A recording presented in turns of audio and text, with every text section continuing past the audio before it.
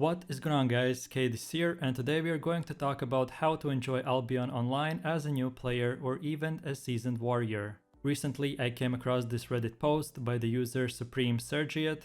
He gave a bunch of really good advice on how to enjoy this game, but I didn't agree with all of these points, so I decided to make my own video on this topic. And after playing New World closed beta for the past week or so, I came back to Albion, and here are my few best tips on things you could change in your gameplay or the activities you do in Albion to enjoy it a lot more. My final remark is that this video is an open discussion, so if you don't agree with something I said, feel free to have an open chat in the comment section down below. And with all this said, let's get right into it.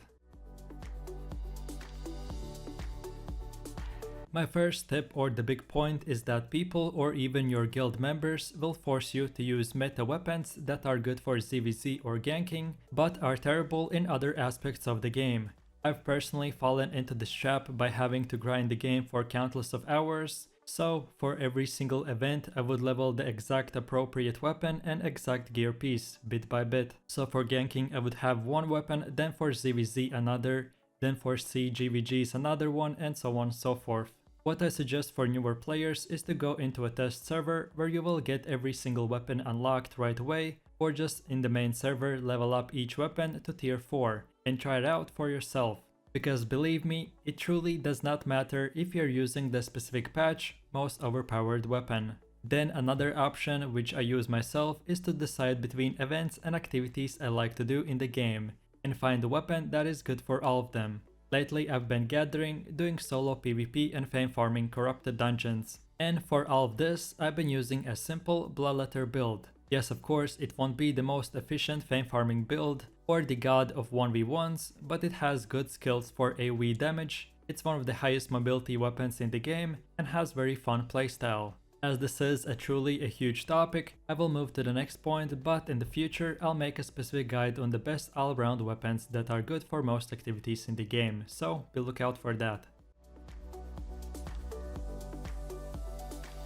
Then the second tip is for all of my guild slaves in Albion. If you have joined above average guild, most of your day or playtime in Albion will be forced to go to do mandatory CTAs or big group events that you as a player will gain nothing in return. I strongly believe that there are hundreds of different guilds that offer exactly what you're looking for, just not 100% everything. So for example, one guild is only 20 to 30 members, but each weekend they do only ganking and are very active in Saturdays and Sundays. So if you work as well and you only have 2 days from a week to play, you'd rather join this guild without any territories than go join a huge guild where you have to donate items in game, which comes out of donating your own time. So you could do something in that guild, but when you actually look at it, you most likely spend 70% of your time doing things you don't want to, that are just not that fun.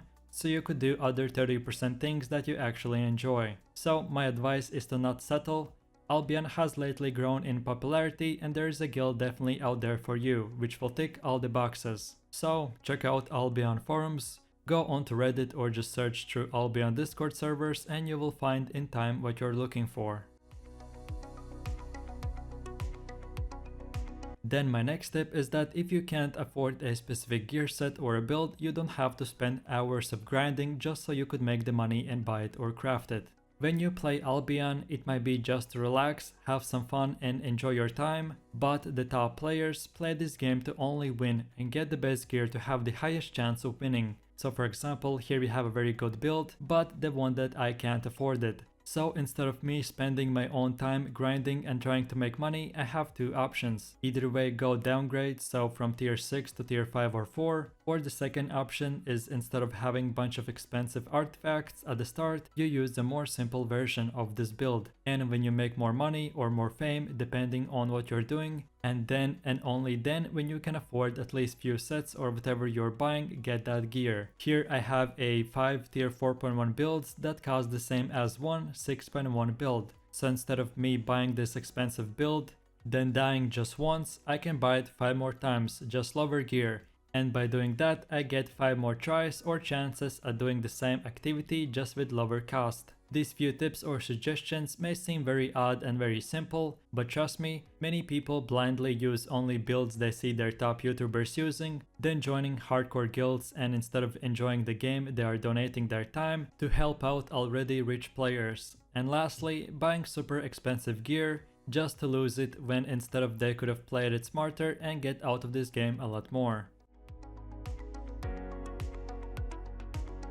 Then moving over to the fourth point, which is that as a new player you will get bored very fast as bunch of activities in the game cost and require a lot of game time. So let me explain. If for example you started the game a week ago or just depending on how much you play, and now you want to join a very active guild, so you'll have a specific requirement which requires time. Then if you want to do hardcore expeditions, you will need the tier 8.3 masterpiece gear, which means again more time. If then again you want to do ZVZs or dungeons, you will need bunch of gears because in PvP you may a lot of times die, and when you do get a kill, not always you can loot and make your money back. So again you have to spend time in game just to have some fun. So with all this said, if you truly are a grinder, there's nothing wrong in putting a lot of time in game. But what I'm trying to say is that you really don't have to. This game has no levels or nothing like that, so the requirements for doing decent PvP, then PvE and even making money are super low. So my biggest solution for all of this is to change those activities for different ones. So for example, instead of finding a 5-man hardcore expedition group, you join a simple guild or look for open world fame farming group. Then again, instead of doing massive ZVZs with guilds, you go and do faction warfare. And lastly, instead of doing 5v5 hellgates and black zones, you do them in yellow zones, where again you can't lose money, so you do the same activity, just with less cost for your time. Albion developers have made this game to be played in hundreds of different ways, doing hundreds of different things. So no matter what, this game is very beginner friendly and you can do almost any activity you want, just modifying the actual said activity and finding a cheaper solution, and by progressing in the game, you will upgrade and progress through different events. You really don't have to play solo to join a higher tier guild, just at the start join a more casual friendly guild, and when you get the requirements, move on and you can apply the same tactic to every single thing in the game. You start at simple and lower tier, where there are lower requirements, and when you progress with the events, with the guilds, the players and everything else.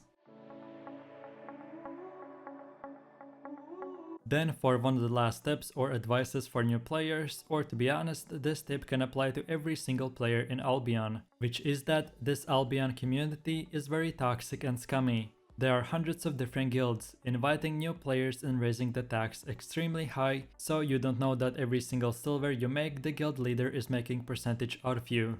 Then another example is that even in Discords, Reddits and other social media communities, there are players who have been playing this game for more than 4 years, so they think that they know everything, and simple misunderstanding or not shoving or using the exactly most efficient build, which then sets their full trigger alarm and they will go full raging on you. This personally I have seen in big guilds where players just mixing and trying out different builds will get roasted right away for just trying something new, and even content creators getting put down for the most simple things in the game. So all in all, this game has no quests or specific tutorials, and there are multiple different ways you can play the game. And if you're not playing in the way that the quote-unquote hardcore players want you to play, they will try to scam and put you down. So my recommendation is to be careful and be aware of all of this. And what helped me personally was finding a similar group of players thinking the same way I do and playing in the same playstyle. And now, last but not the least, my final point, which might be the most important part of this video that has allowed players to play this game for multiple years. And it can be said in 4 simple words: try everything in Albion.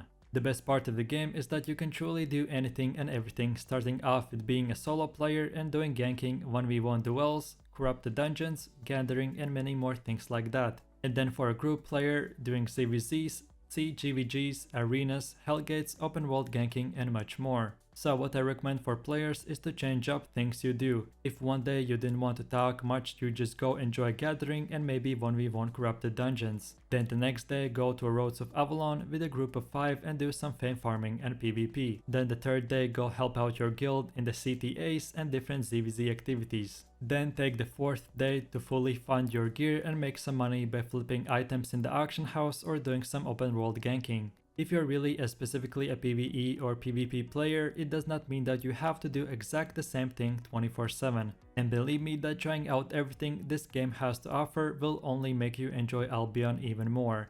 And at the end of the day, by doing different things, you will open possibilities to meet new players or just find new ways to make more silver in more creative ways. Okay, and that wraps all my simple but very well needed tips for new or veteran players. I truly believe that if you follow my advice that I gave you in this video and just implement some of them in your daily Albion routine, you will definitely enjoy the game a lot more and even thank me later. But besides that, like I mentioned at the start, this video is an open discussion, so feel free to leave any comments, suggestions, or just your thoughts in the comment section down below. As well, if you found this video helpful, please leave a like, subscribe, and enable that notification bell. In this way, you will help out my channel and you won't miss any more new content from me. With that said, my name is Cade, you have a wonderful day and I will see you in the next one. So take it easy, peace. Yo, I ain't here for